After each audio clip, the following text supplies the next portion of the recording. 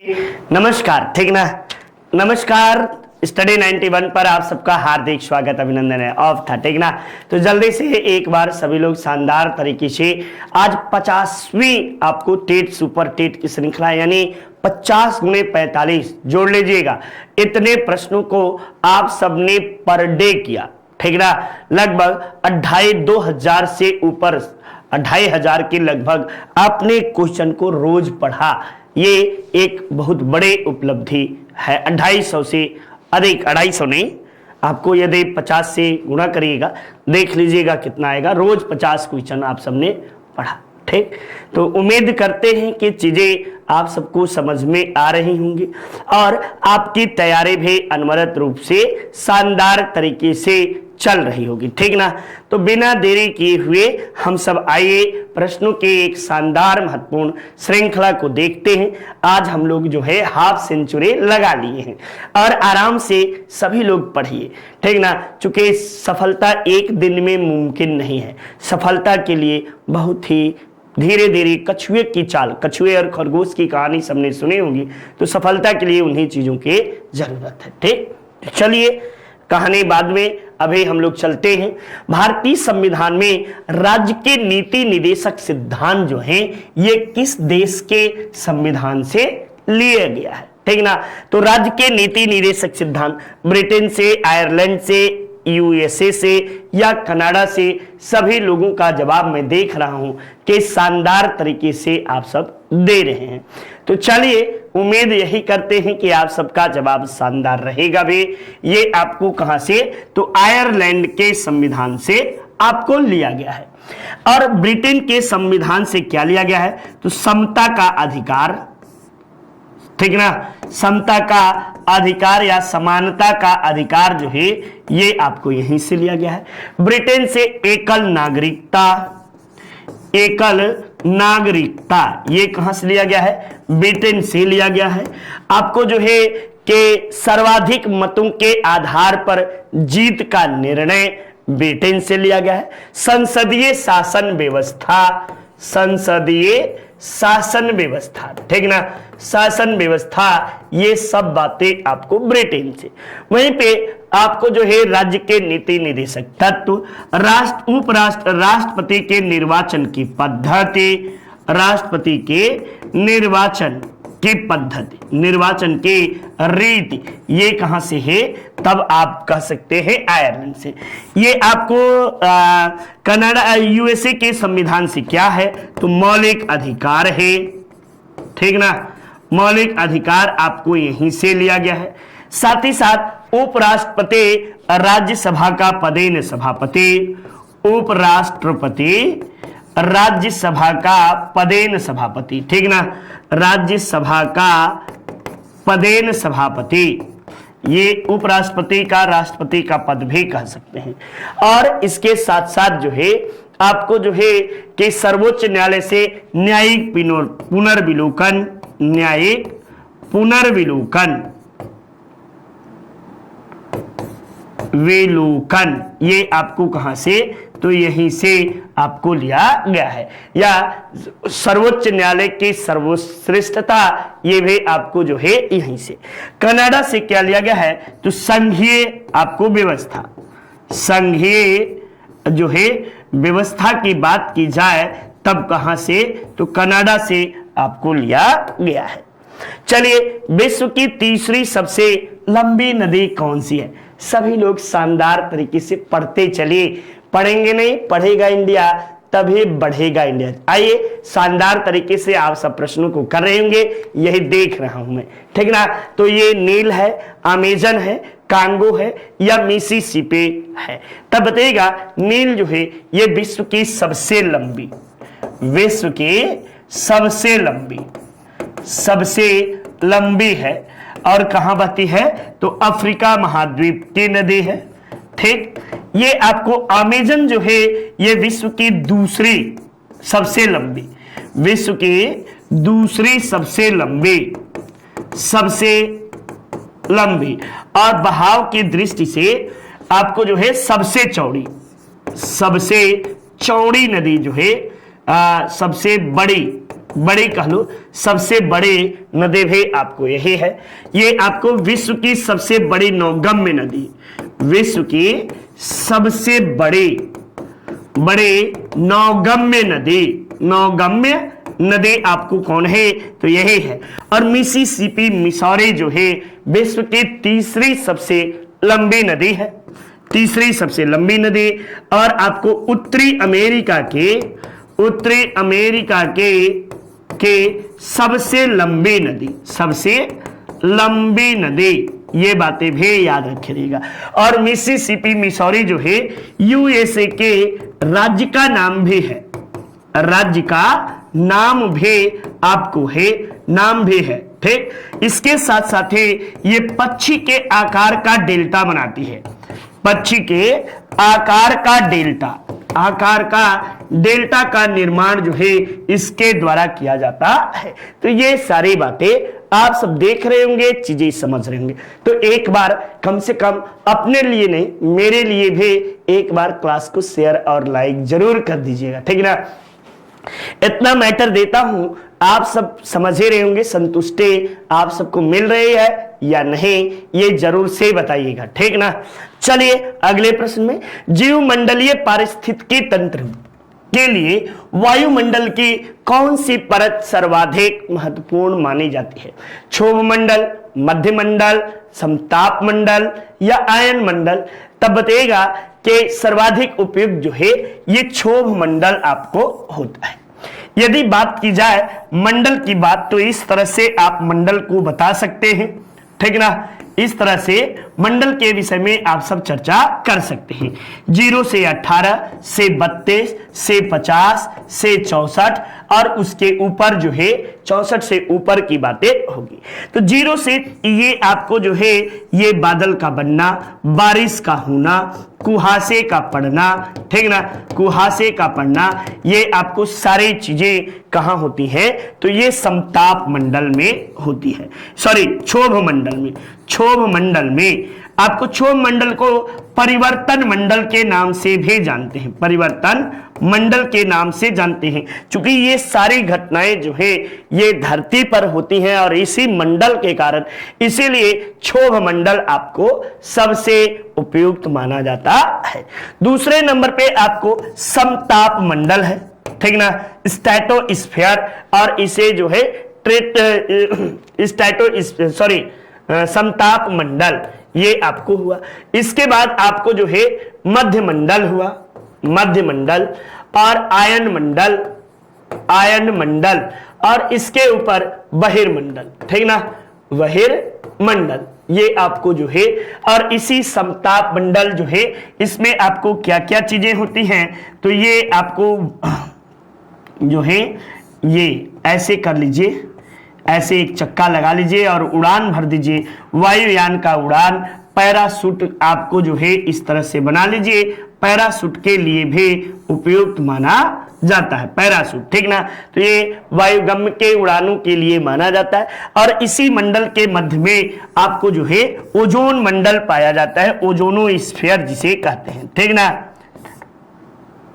इसे ट्रोपोस्फीयर बोलते हैं, ट्रोपोस्फीयर, ठीक। स्ट्रेटोस्फीयर, स्फीयर, इसे जो है मेसोस्फीयर, और इसे आइनोस्फीयर, एक्सपोस्फीयर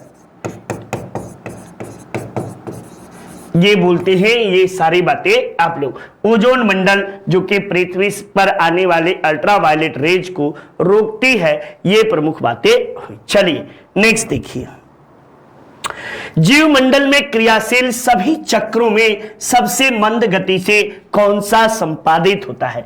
तो सभी आपको जो है जीवमंडल के क्रिया चक्रों में सबसे मंद गति से यानी धीमी गति से अवसाद चक्र जो है वो धीरे धीरे एक दूसरे से परिवर्तित होता है, जबकि आपको जल चक्र, फास्फोरस चक्र, कार्बन चक्र ये सभी बहुत तेजी से परिवर्तित होने वाले चक्र हैं, लेकिन अवसाद चक्र जो है ये सबसे धीमे गति से परिवर्तित होता है।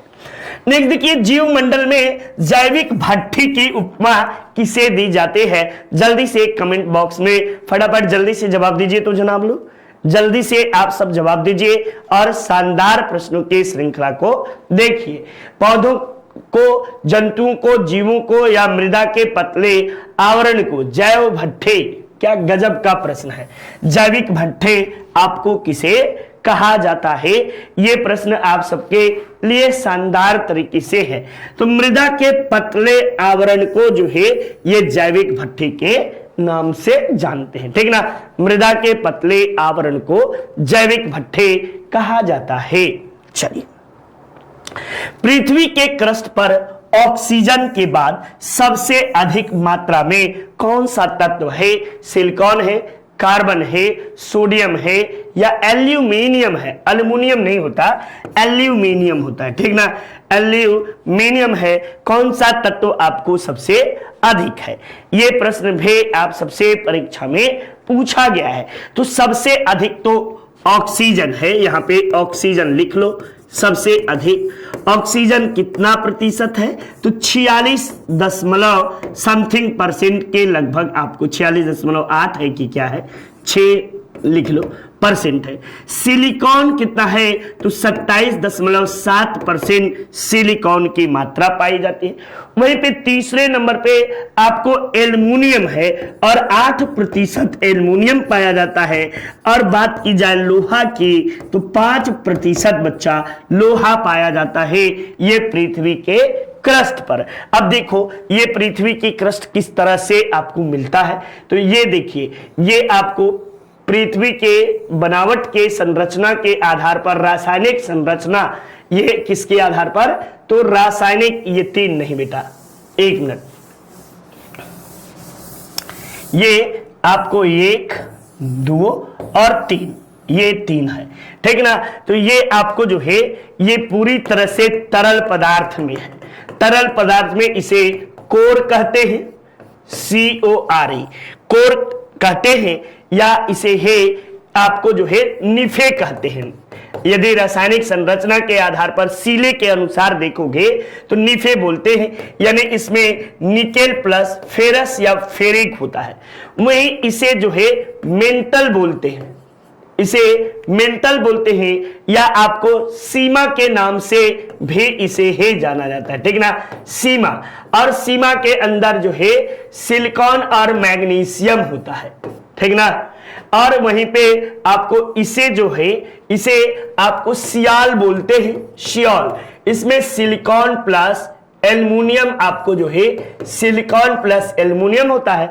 और इसी के ऊपर के भाग को क्रस्ट बोलते हैं, या इसे है भूपर्पटी बोलते हैं। क्या बोलते हैं? भूपर्पटी के नाम से जानते हैं। और ये इसमें आपको सबसे अधिक ऑक्सीजन पाया जाता है। इसी भूपर्पटी पर आपको ऑक्सीजन की मात्रा जो है ये सबसे अधिक पाई जाती है, ठीक ना। ये भूपर्पटी जो है ये इस तरह से आप बना सकते हो, ये डिजाइन अपना अपना कर लेना, ये बातें हुई, ठीक। तो चलिए ये देख लिए, महासागरों में पाया जाने वाला प्रवाल भित्ति के विरंजन होने का कारण क्या है? विरंजन का मतलब प्रवाल जो है तेजी से नष्ट हो रहे हैं, समाप्त हो रहे हैं, इसके लिए क्या जरूरत है, मतलब क्यों हो रहे हैं, पूछ रहा है। तो प्रवाल भित्ति ये आपको किससे बना होता है, ये भी बहुत सवाल है। तो ये आपको मूंगा द्वीपों से, किससे? मूंगा द्वीपों से ये जो है द्वीपों का बना होता है, द्वीपों का बना होता है। ये मूंगा द्वीप जो है ये किस प्रकार के जीव हैं? तो सिलिंड्रेटा,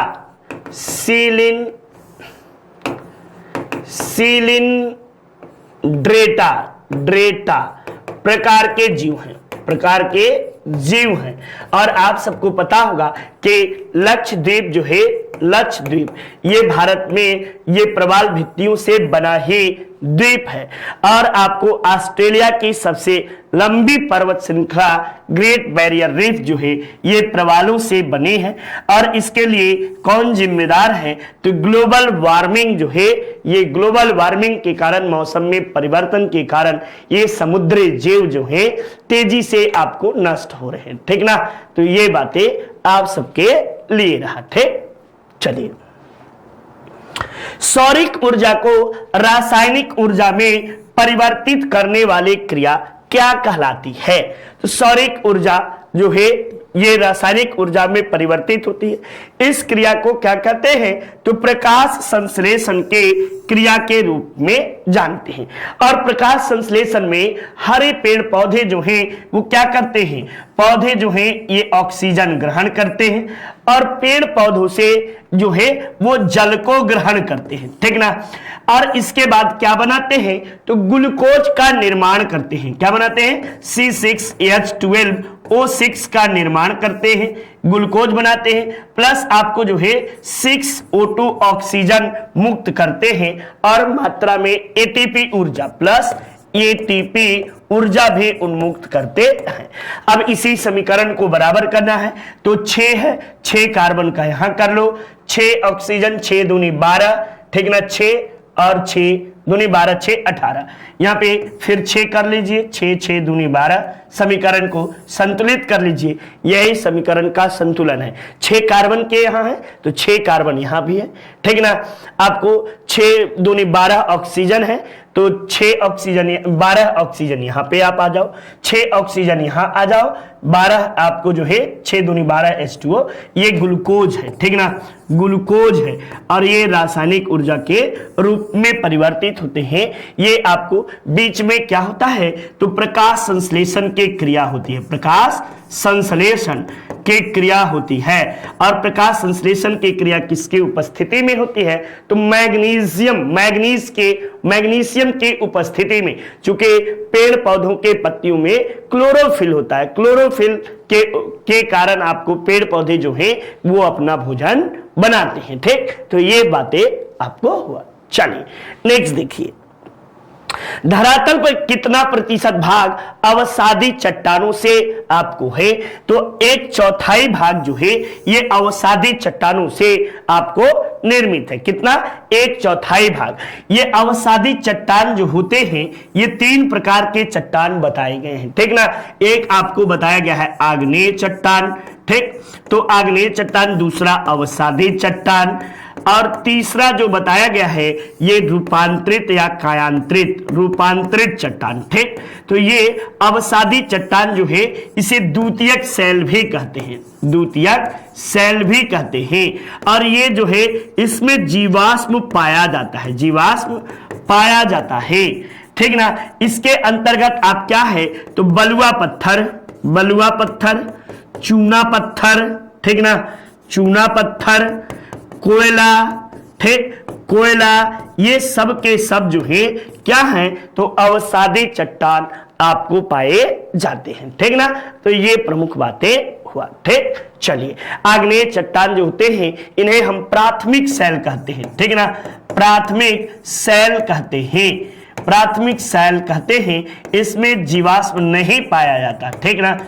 जो कोई चीज अग्नि की भट्टी में डाल दोगे तो उसमें बचेगा नहीं ना, सब गल उल के बराबर हो जाएगा। तो इसीलिए जीवाश्म नहीं पाया जाता, ठीक ना, नहीं पाया जाता। ठीक, तो ये बातें हुआ। ठीक, ग्रेनाइट जो है, बैसाल्ट जो है, ये आग्नेय चट्टान के उदाहरण है। यूपी SSS से वीडियो के शानदार क्लासेस हमारी संस्था की ओर से संचालित है, आप इसे परचेज कर सकते हैं और आपकी सफलता में ये काफी सहायक भी सिद्ध होगा, ठीक ना। तो जल्दी से एक बार सभी लोगों से पुनः विनम्र निवेदन है कि शेयर और लाइक करना बिल्कुल नहीं भूलिएगा। विश्व का सर्वाधिक क्षुब्ध पारिस्थितिकी तंत्र कौन सा माना जाता है? Taiga biome, tundra biome, savanna biome या आपको मानसूनी बायोम, ये कौन सा बायोम जो है सबसे क्षुब्ध माना जाता है? तब बताएगा मानसूनी बायोम जो है ये आपको सबसे विक्षुब्ध पारिस्थितिकी तंत्र के रूप में जाना जाता है। क्यों? क्योंकि टुंड्रा और टैगा में बहुत परिवर्तन देखने को नहीं मिलता, जबकि मानसूनी बायोम में आपको बहुत अधिक परिवर्तन देखने को मिलता है, ठीक ना। इसीलिए विक्षुब्ध पारिस्थितिकी तंत्र के रूप में जाना जाता है, चूंकि मौसम के अनुसार यहाँ परिवर्तन होता रहता है, ठीक ना। तो इसीलिए इसे विक्षुब्ध मानसूनी बायोम के नाम से जानते हैं। वन महोत्सव आपको जो है वन महोत्सव सप्ताह कब मनाया जाता है? तो 1 जुलाई से 7 जुलाई के बीच में वन महोत्सव सप्ताह के रूप में आयोजन किया जाता है, ठीक ना। 1 जुलाई से 7 जुलाई के मध्य। लानोज एवं कंपोज ये घास बायोम का किसके अंतर्गत आते हैं?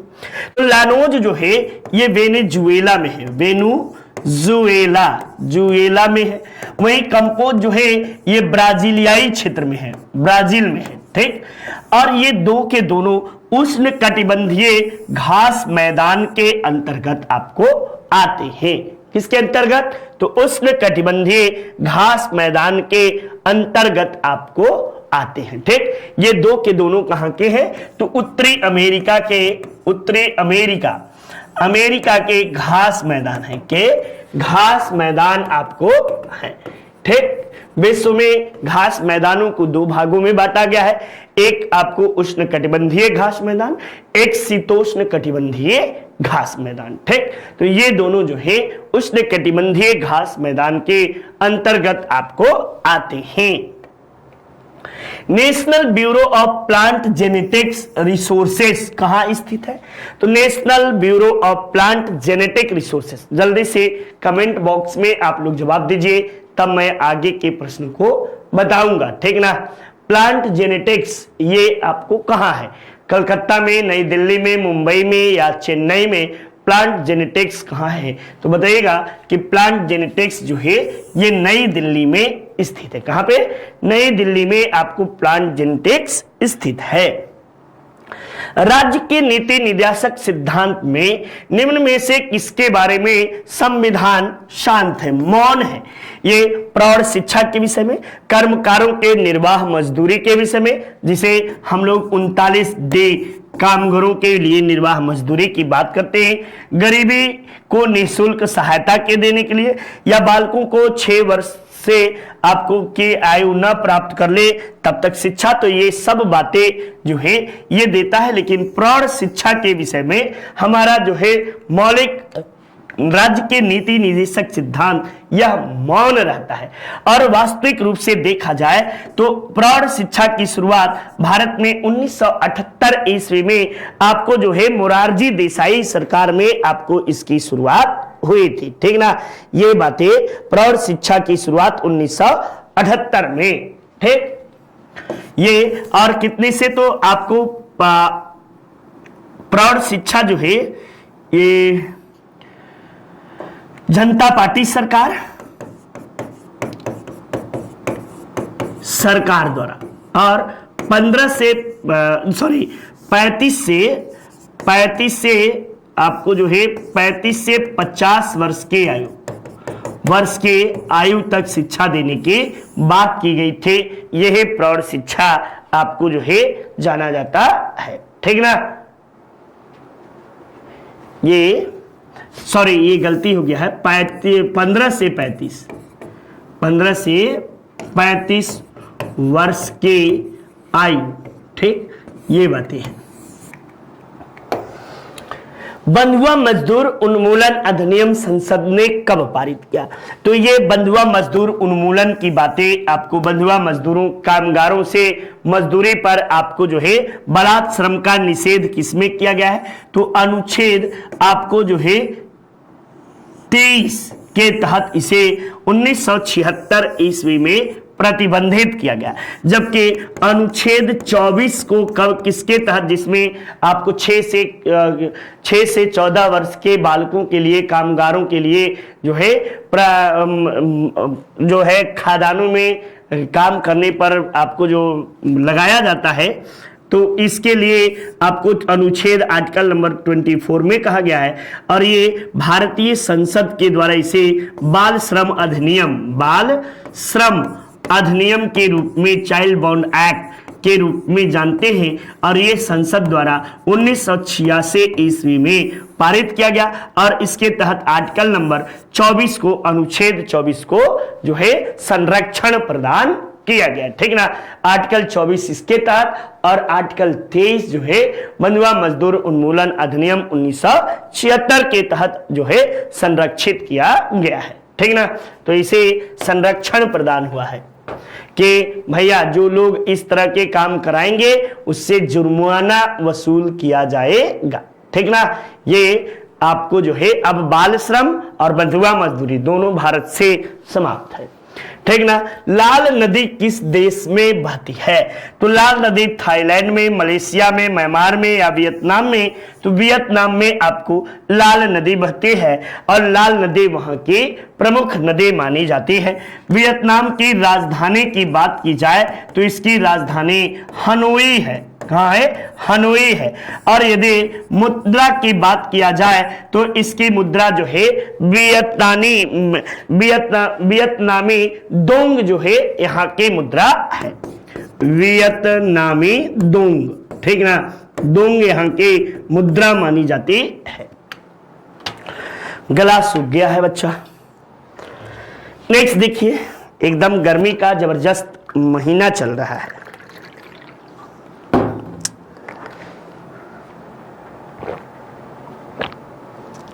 तब तक जवाब देते रहिए। आपको जो है ये डेन्यूब नदी के किनारे कौन सा अवस्थित नहीं है, शहर नहीं है? तो डेन्यूब जो है ये यूरोप के दूसरी सबसे लंबी नदी, दूसरी सबसे लंबी, ठीक ना, सबसे लंबी। यदि पहली पूछी जाए तब, तो पहली पूछी जाए तो बताइएगा कि वोल्गा सबसे लंबी नदी है। वोल्गा सबसे लंबी यूरोप की नदी मानी जाती है। डेन्यूब नदी का उद्गम यदि पूछा जाए तो उद्गम बताइएगा, तो ये आपको जो है इसका उद्गम ब्लैक फॉरेस्ट पर्वत से, ब्लैक फॉरेस्ट पर्वत, ये जर्मनी में है और जर्मनी से इसका उद्गम हुआ है। और कहां गिरती है? तो गिरती है ये आपको काला सागर में, कृष्ण सागर में, ठीक ना, काला सागर में ये जाकर गिरती है। और इस पर दुनिया के 5 राजधानियां आपको स्थित हैं, ठीक ना। ये आपको बेलग्रेड कहां की राजधानी है? तो ये बेलग्रेड जो है यूगोस्लाविया की राजधानी बेलग्रेड। बुडापेस्ट जो है हंगरी की राजधानी बुडापेस्ट। आपको रोम, यही जवाब जो है रोम, ये इटली की राजधानी है और ये जो है टाइबर नदी पर है, टाइबर नदी पर आपको स्थित है। और वियतनाम जो है ये आपको ऑस्ट्रिया की राजधानी वियतनाम है। बुखारेस्ट, ये बुखारेस्ट है, बुडापेस्ट है, ये सभी आपको जो है ये आपको राज्य जो है बुखारेस्ट किसकी राजधानी है? जल्दी से बताइए। और ब्राटिस्लाव, स्लोवानिया की राजधानी ब्राटिस्लाव, ये 5 राजधानियां इस पर स्थित है। बुखारेस्ट और ब्राटिस्लाव, ये राजधानी, ये 5 राजधानियां जो है ये स्थित है। चलिए नेक्स्ट देखिए, देश का सर्वाधिक क्षेत्रफल पर किस प्रकार के वन पाए जाते हैं? तो पर्वतीय वन, उष्णाद्र सदाबहार वन या आर्द्र मानसूनी वन या उष्ण पतझड़ वन, ठीक ना, झड़ नहीं, पतझड़ वन, ये आपको किस प्रकार के वन पाए जाते हैं? तो भारत में सबसे अधिक, देश में हमारे उष्ण कटिबंधीय या मानसूनी प्रकार के वन जो हैं, आर्द्र मानसूनी नहीं, ये मानसूनी प्रकार के वन भारत में सबसे अधिक पाए जाते हैं, ठीक ना। और इस वन की खासियत ये होती है कि यहाँ वर्षा जो है, यहाँ वर्षा आपको कितना होता है? तो 100 से 200 सेंटीमीटर तक होती है, ठीक ना। वहीं पे उष्ण पतझड़ वन पाए जाते हैं, इन्हें हम लोग मानसूनी वन भी कहते हैं। मानसूनी वन के नाम से जाने जाते हैं। यहाँ के प्रमुख वृक्ष कौन कौन से हैं? तब आपको पता है कि साल है, सखुआ है, आपको जो है पीपल, आम, आपको जो है ये सभी जो है ये आपको शीशम, ये सभी वृक्ष जो है ये उष्ण पतझड़ वन या मानसूनी प्रकार के वन के नाम से इसे जाना जाता है। ये आपको अभी ऑर्डर करिए और हमारे संस्था की ओर से शानदार तरीके से आपको लेखपाल की बुक लिखी गई है, आप इसे पढ़िए और आप अपनी सफलता को प्राप्त करिए, ठीक ना। तो जितना ज्यादा से ज्यादा आप सब पढ़ेंगे सफलताएं उतने ही आप सबके नजदीक रहेंगी। तो एकदम जबरदस्त तरीके से पढ़िए आप सब, ठीक। चलिए नेक्स्ट देखिए, भारत में मैंग्रोव वनस्पति आपको सर्वाधिक विस्तार किस राज्य में है? तो सभी को पता है मैंग्रोव वन आपको कहां पाए जाते हैं? तो जहां दलदली भूमि होती है, ठीक ना। ये आपको दलदली भूमि में आपको मैंग्रोव वनस्पतियां पाई जाती है। और भारत में आपको जो है पश्चिम बंगाल में सबसे अधिक, खासकर सुंदरवन डेल्टा में आपको इसी प्रकार की वनस्पतियां पाई जाती हैं, मैंग्रोव वन के वनस्पतियां पाई जाती हैं। दूसरे नंबर पे गुजरात राज्य में और तीसरे नंबर पे आंध्र प्रदेश राज्य में जो है मैंग्रोव वन पाए जाते हैं, ठीक ना। तो ये बातें भी आप सब जो है ये याद रखे रहेगा। मैंग्रोव वन को ज्वारीय वन भी कहते हैं, ज्वारीय वन, एक बातें ये भी याद कर लो कि इसे ज्वारीय वन भी कहा जाता है। कार्यपालिका से न्यायपालिका के पृथक्करण के सिद्धांत आपको किसमें दिया गया है? तो ये कार्यपालिका प्रस्तावना में, मौलिक अधिकार में, राज्य के नीति निदेशक तत्व में या 7वें अनुसूची में। तब बताएगा कि राज्य के नीति निदेशक तत्व में कार्यपालिका का व्यवस्थापिका के साथ पृथक्करण, और ये बातें आपको जो है किसमें है? तो अनुच्छेद 50 में, ठीक ना। अनुच्छेद 50 में कार्यपालिका का न्यायपालिका से पृथक्करण के बातें की गई है, एक दूसरे से अलग की बातें कही गई हैं। नेक्स्ट देखिए, निम्नलिखित में से कौन सी मिट्टी चाय बागानों के लिए उपयुक्त मानी जाती है? तो हमेशा आपको जो है क्षारीय, अम्लीय, जड़ोढ़ या रेगूर, तो अम्लीय मृदा जो है ये आपको उपयुक्त मानी जाती है, ठीक। और इसका पीएच मान जो होता है 7 से कम होता है, 7 से कम होता है, ठीक ना। और चाय बागानों के लिए जो ये महत्वपूर्ण रूप से बातें जानिए कि चाय के उत्पादन में भारत का विश्व में अब स्थान पहला दूसरा नहीं रह गया, अब चीन पहले नंबर पे हो गया है चाय के उत्पादन में, ठीक ना। अब याद रखिएगा। और निर्यात में कीनिया है, उत्पादन में आपको जो है चीन पहले स्थान पर हो गया है, और निर्यात के मामले में केन्या है, केन्या या केन्या वही बात आपको होती है, ठीक ना। और ये आप सब जानिएगा कि हाँ, लेकिन ग्रीन टी के मामले में भारत विश्व में प्रथम स्थान पर है, फर्स्ट स्थान पर भारत ग्रीन टी के मामले में है भारत, ठीक ना।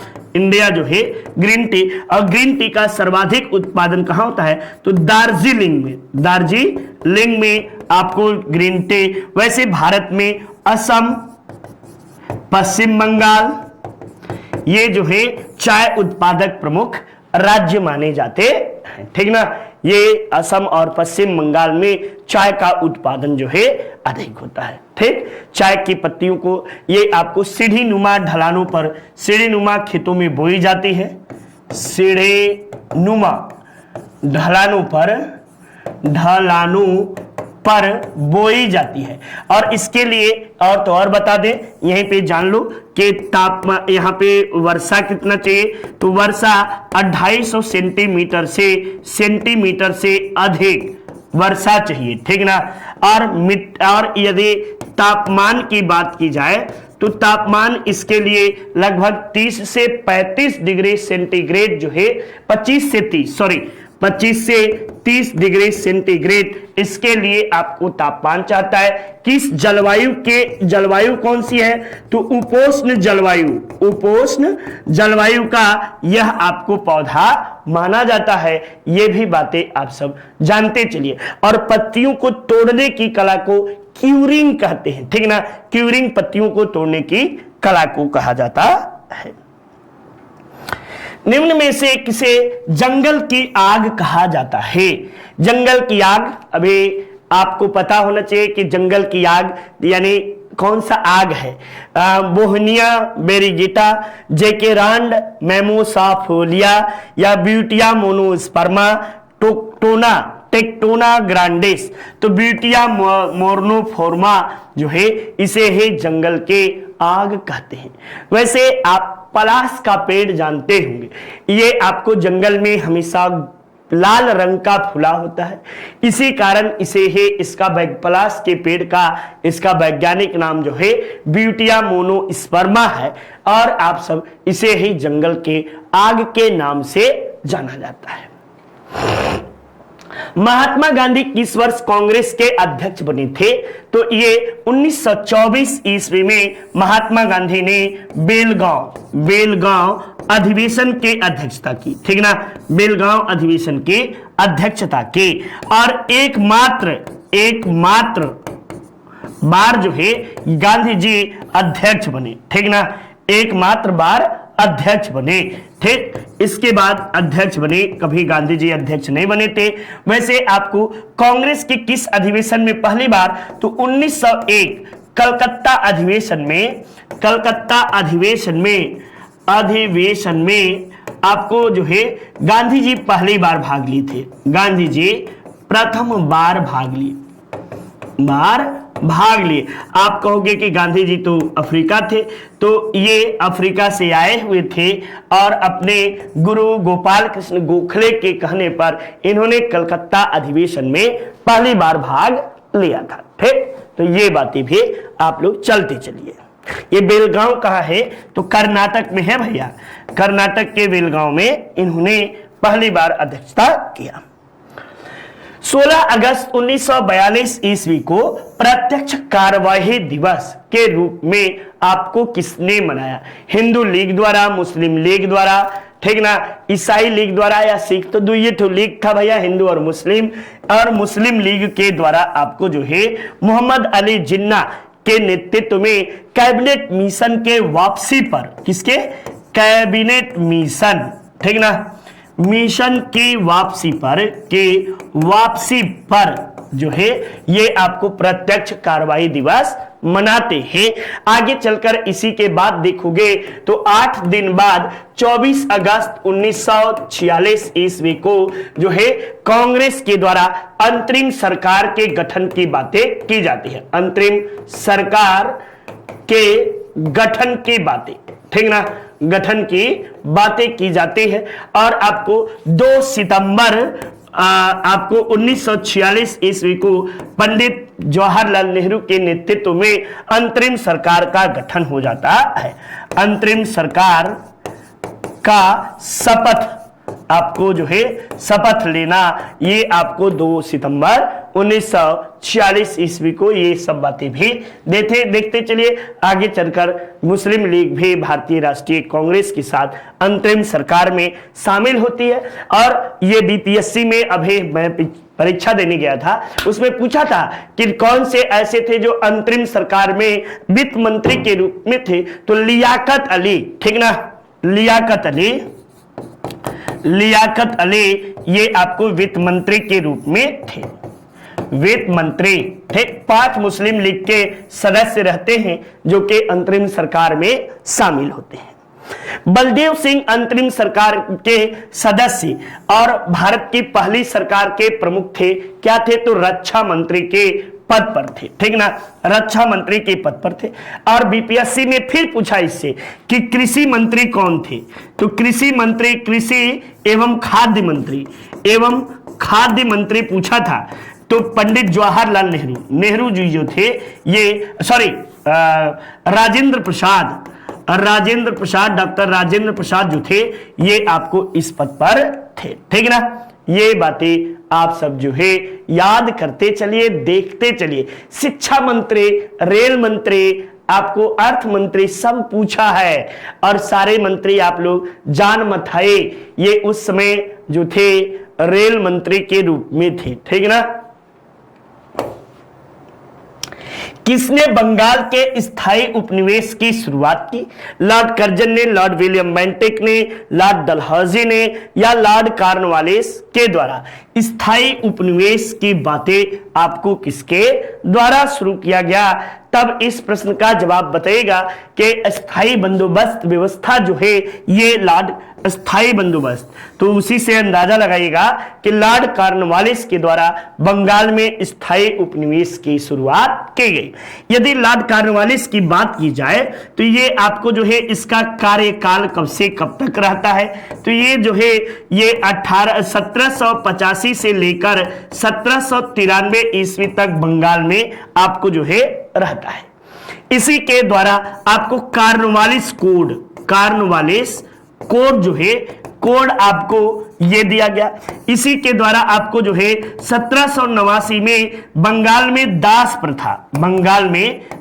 प्रथा का अंत किया गया। दास प्रथा का अंत हुआ, ठीक ना। इसी के समय आपको जो है तृतीय आंग्ल मैसूर युद्ध लड़ा गया। तृतीय आंग्ल मैसूर युद्ध हुआ, ठीक ना, युद्ध हुआ। इसी के समय में आपको जो है कि स्थायी बंदोबस्त व्यवस्था, ठीक ना, व्यवस्था की शुरुआत जो है इसी के द्वारा 1793 ईस्वी में आपको इसके द्वारा शुरुआत किया जाता है। साथ ही साथ एकमात्र, ऐसे लिख लो, एकमात्र गवर्नर जनरल जिसकी कब्र भारत में है, जिसकी कब्र जो है भारत में है और भारत में है और भारत में कहा तो गाजीपुर उत्तर प्रदेश, गाजीपुर यूपी में जो है ये इसकी कब्र है। ये 1805 ईस्वी में पुनः आता है और यहीं पे इसके मृत्यु हो जाती है। 1927 ईस्वी में महाराष्ट्र में महाड़ सत्याग्रह किसने शुरू किया था? महाराष्ट्र में महात्मा गांधी, सरदार वल्लभ भाई पटेल, B.R. अम्बेडकर या ज्योतिबा फूले? तो ज्योतिबा फूले के द्वारा सत्य शोधक समाज, ठीक ना, सत्य शोधक समाज की स्थापना जो है ये आपको 1873 ईस्वी में सत्य शोधक समाज की स्थापना करते हैं 24 सितंबर 1873 को। तो ये जो बातें हैं B.R. अम्बेडकर के द्वारा महाड़ सत्याग्रह की शुरुआत की गई, जबकि आपको बारदोली सत्याग्रह जो है ये आपको सत्याग्रह की शुरुआत 1928 ईस्वी में सरदार पटेल और गांधी जी का तो नाम ही मत लीजिए। चंपारण सत्याग्रह 1917, चंपारण 1917, खेड़ा आपको 1917, अहमदाबाद मिल मजदूर 17, खिलाफत आपको 19 आपको जो है अब गांधी युग ही स्टार्ट हो जाता है, ठीक। तो ये बातें आप सबके लिए नितिन सर के द्वारा हैंड रिटन नोट्स है, शानदार तरीके से पढ़ाया गया है, आप इसे परचेज कर सकते हैं और आपकी सफलता में ये काफी सहायक भी होगा। पंचशील का नारा किसने दिया? आपको पंचशील सिद्धांत जो है पंडित जवाहरलाल नेहरू के द्वारा पंचशील सिद्धांत को जन्म दिया गया था। कौन? पंडित नेहरू। और ये आपको चीन के साथ पंचशील समझौता भारत सरकार के द्वारा किया गया था और कुछ ही वर्षों के बाद चीन के द्वारा 1962 ईस्वी में भारत पर आक्रमण कर दिया जाता है। अंग्रेजों के विरुद्ध खान अब्दुल गफ्फार खान द्वारा प्रारंभ किए गए आंदोलन का नाम क्या था? तो ए खान अब्दुल गफ्फार खान, जिन्हें हम सीमांत गांधी भी कहते हैं, सीमांत गांधी या इन्हें फ्रंटियर गांधी के नाम से भी आपको जानते हैं। ये आपको प्रथम विदेशी हैं, प्रथम विदेशी जिसे भारत रत्न दिया गया, जिसे भारत रत्न, ठीक ना, भारत रत्न दिया गया, ये बातें भी। और इनके द्वारा लाल कुर्ती जो है, इनके द्वारा लाल कुर्ती नामक संगठन स्थापित किया जाता है और आंदोलन चलाया जाता है। ये बलूचिस्तान के नेता थे। कहां के? बलूचिस्तान, और इन्हीं के द्वारा गांधी जी को मलंग बाबा, ठीक ना, गांधी जी को मलंग बाबा की उपाधि इन्हीं के द्वारा दी जाती है। मांग के नियम का प्रतिपादन किसने किया? मांग के नियम का प्रोफेसर किंग ने या आपको जॉन मार्शल ने एडम स्मिथ ने या कार्ल मार्क्स ने? तो मांग के नियम में when price is decreasing demand is increasing, when demand is increasing price is decreasing. यानी जब किसी भी वस्तु की मांग होती है तो उसकी कीमत में बढ़ोतरी हो जाती है, ठीक ना। और जब मांग में कमी होती है तो उस वस्तु की कीमत में भी कमी आ जाती है, ठीक ना। तो ये बातें यहां पर सर जॉन मार्शल के द्वारा जो है कहा जाता है। किसके द्वारा? सर जॉन मार्शल, ठीक ना। सर मार्शल के द्वारा ये बातें कही जाती है, ठीक। मार्शल लॉ भी बोलते हैं। किसने कहा था? अर्थशास्त्र धन का विज्ञान है। तो ये जे एम मिल ने, एडम स्मिथ ने, किन्स ने, रॉबिन्सन ने, तो एडम स्मिथ के द्वारा आपको कही जाती है। एडम स्मिथ को ही अर्थशास्त्र का पिता कहा जाता है। क्या कहते हैं? अर्थशास्त्र का पिता इन्हें कहा जाता है या जनक कहते हैं। साथ ही साथ इनके द्वारा वेल्थ ऑफ नेशन नामक इनके द्वारा पुस्तक लिखी जाती है। और इन्हीं के द्वारा जो है पूंजीवादी अर्थव्यवस्था, ठीक ना, अर्थव्यवस्था के भी जनक आपको जो है इन्हें ही कहा जाता है। ये एक स्वीडिश अर्थशास्त्री थे। कहा के? स्वीडिश अर्थशास्त्री थे। निम्न में से किस प्रांत में सोयाबीन की खेती सर्वाधिक होती है?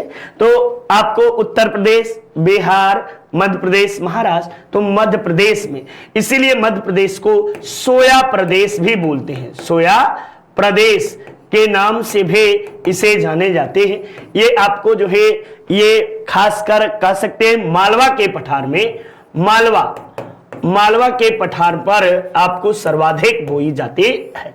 इसके लिए काली मिट्टी उपयुक्त होती है, काली मिट्टी।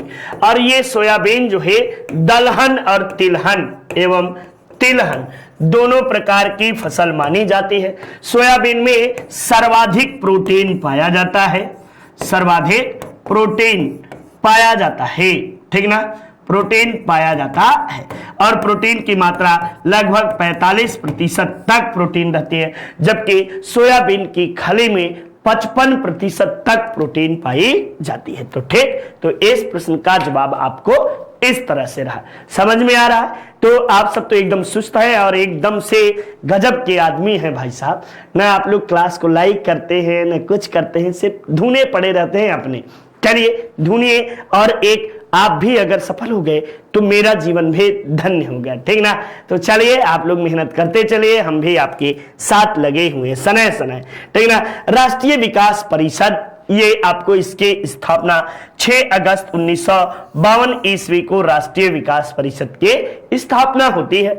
इसे एनडीसी बोलते हैं, नेशनल आपको जो है डेवलपमेंट काउंसिल के नाम से जानते हैं। और एक तो इसका पदेन अध्यक्ष प्रधानमंत्री होता है। अध्यक्ष कौन है? तो प्रधानमंत्री, ठीक ना, प्रधानमंत्री इसके पदेन अध्यक्ष होते हैं। और आप सबको बता दें कि इसे योजना आयोग का पितामह कहा जाता है, योजना आयोग का पितामह, ठीक, पितामह। ये बीपीएससी में इससे संबंधित आपको प्रश्न पूछा गया है। जब देखेंगे तो ये सारे प्रश्न आपको पूछे गए हैं।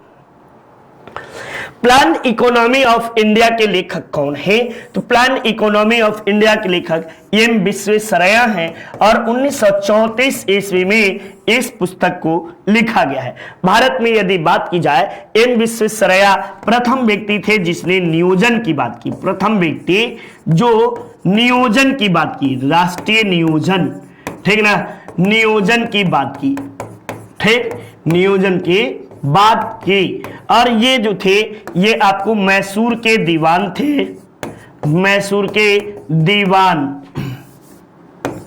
दीवान थे। साथ ही साथ आपको बता दें ये आपको जो है सिविल इंजीनियर भी थे, सिविल इंजीनियर।